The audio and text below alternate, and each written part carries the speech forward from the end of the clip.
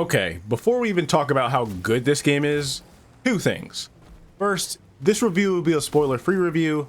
I encourage you guys to get this game and play it yourselves. I mean, seriously, you are missing out if you don't already have it. And two, all the gameplay you see will be on my VOD channel, Philip Fools Around.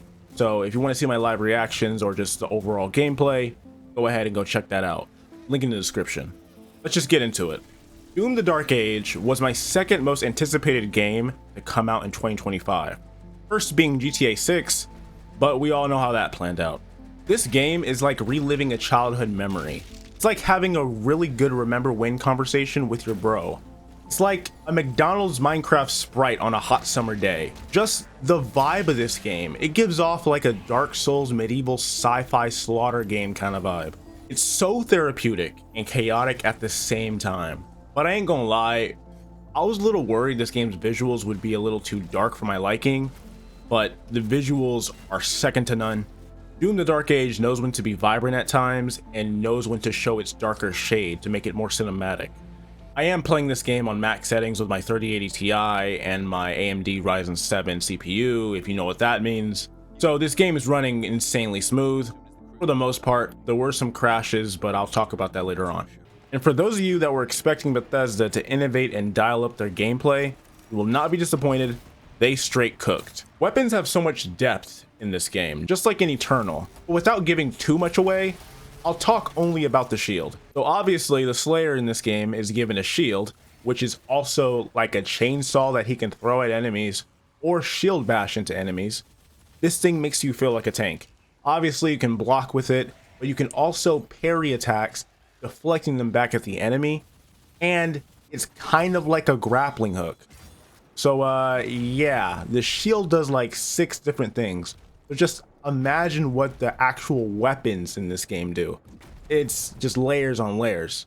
But speaking of the weapons, my favorite thing about the guns is the style of the weapons. These aren't your average looking guns like an AK-47 or an M16 or a Spaz 12. Each gun has its own dark medieval space vibe to it. Instead of trying to make it look like a modern rifle, they try to be authentic. And these weapons not only feel impactful, but they also feel a little tanky. And so does the combat. Overall, on its own, it's great. It's just not as fast as Doom Eternal.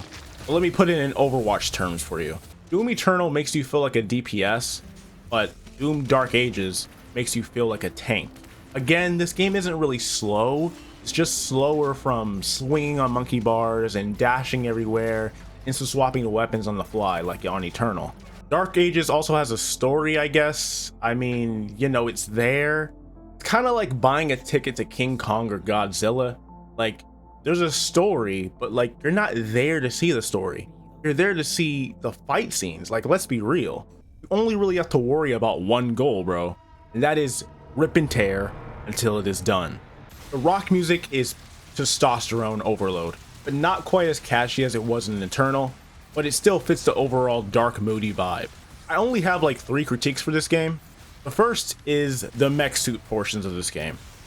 They're pretty tedious and they stop the game's pacing a little bit, and after a while, they get pretty lackluster. It reminds me of playing Mary Jane in Spider-Man 2 or playing as Atreus in God of War Ragnarok.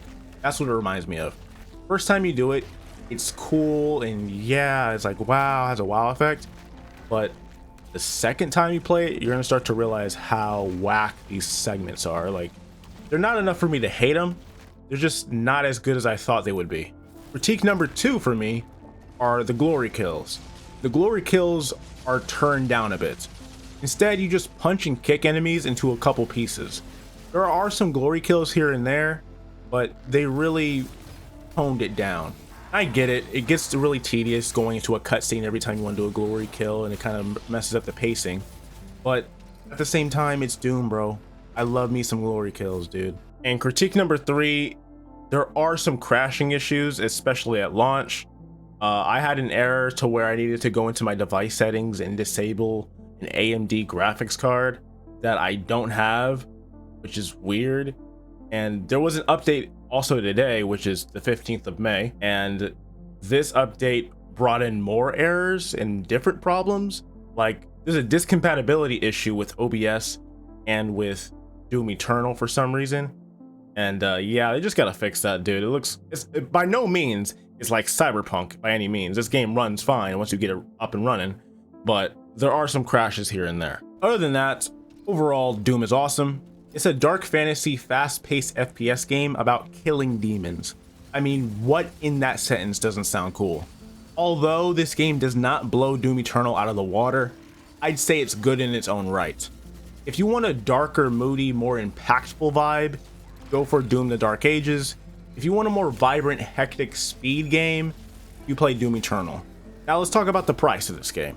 It's $70 if you buy it on Steam or PlayStation Store, but you can just get the Xbox Game Pass for $10 a month and play it. So pick your poison. I give Testosterone the game a 9 out of 10, but if I had alcohol in my system, I'd probably give it a 10 out of 10. It is that damn good. Thank you guys for watching this video. Be sure to leave a comment and let me know what you guys want to see next. And don't forget to like and subscribe. It helps us a lot, and I'd really appreciate it. Love you guys. Have a phenomenal day, and I will see you all later.